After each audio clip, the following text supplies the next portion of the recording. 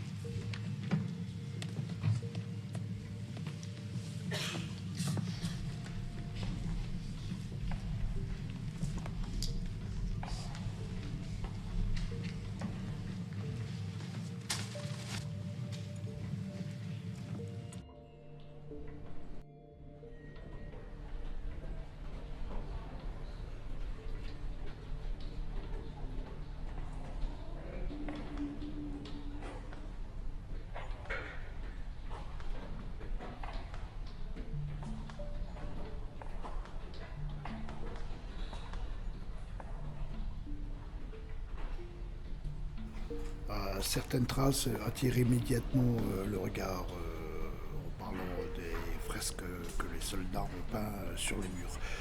Elle raconte une autre histoire, celle des hommes qui vivaient ici sous terre. Entre les machines et les galeries et les salles techniques, ces dessins apportaient un peu de vie dans ces forteresses militaires. Certaines fresques sont encore visibles aujourd'hui, malgré le temps, l'humidité et l'abandon. Beaucoup de fresques sont encore visibles dans différents ouvrages de la région.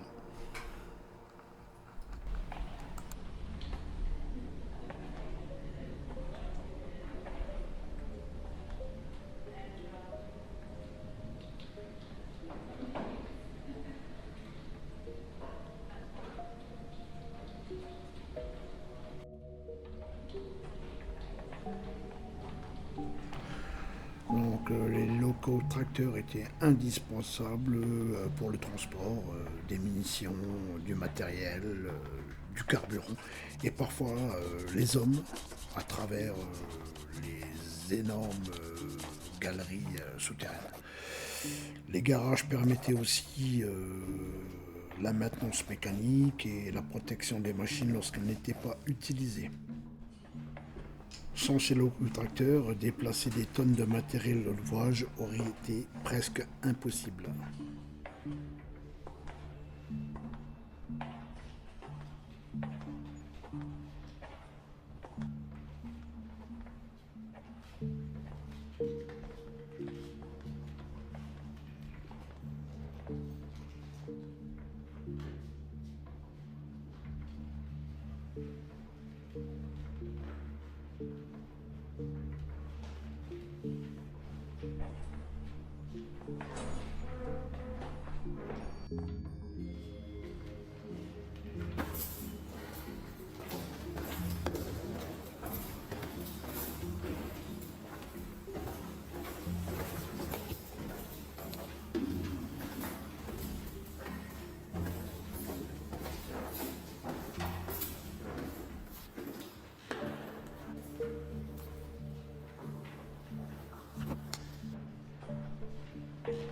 On arrive sur le bloc 8.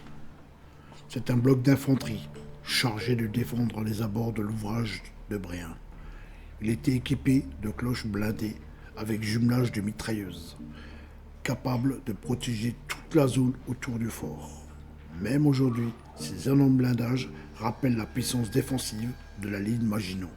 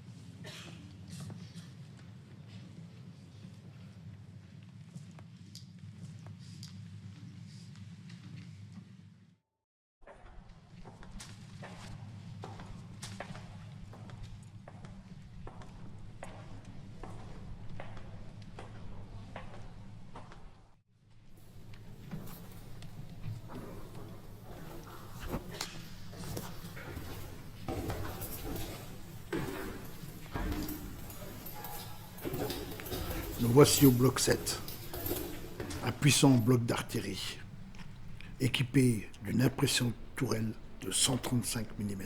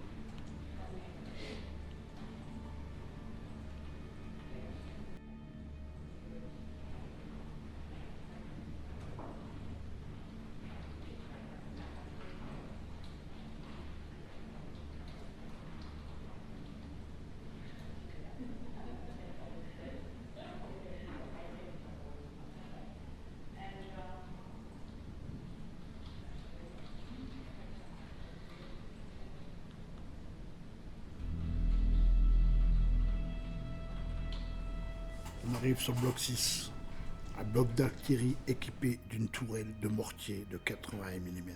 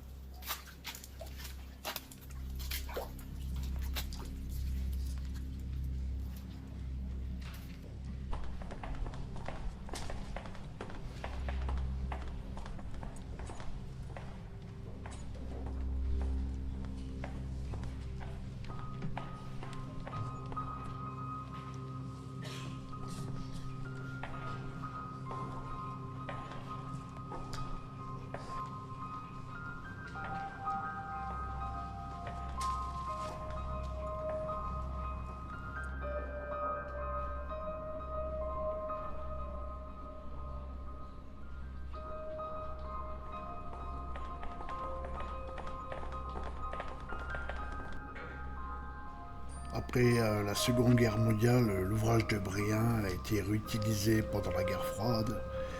Une partie des installations a été modernisée et certains moteurs d'origine ont été remplacés par des moteurs beaucoup plus récents. Même abandonnée aujourd'hui, l'usine électrique conserve encore les traces de plusieurs générations d'équipements militaires.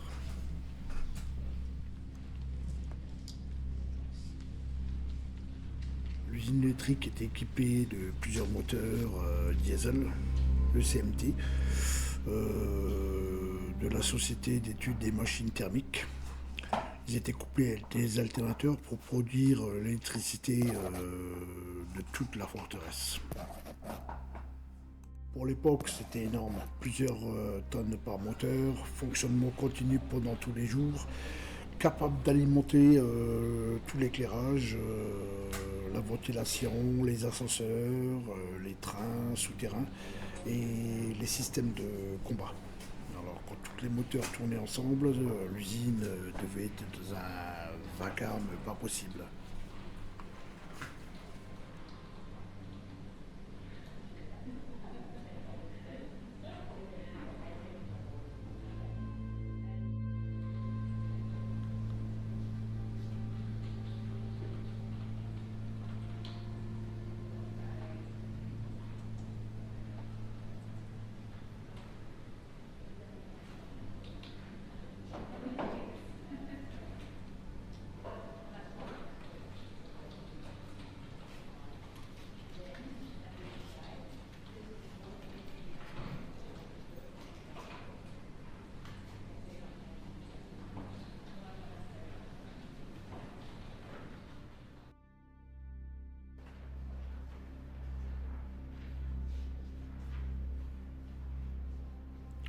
Voilà que s'achève cette merveilleuse exploration, celle de l'ouvrage de Bréhin qui ferme définitivement ses portes. Je vous retrouve dans une prochaine aventure et j'espère que ça vous plu. Laissez-moi un petit commentaire et n'oubliez pas de liker. Et ciao et à très bientôt.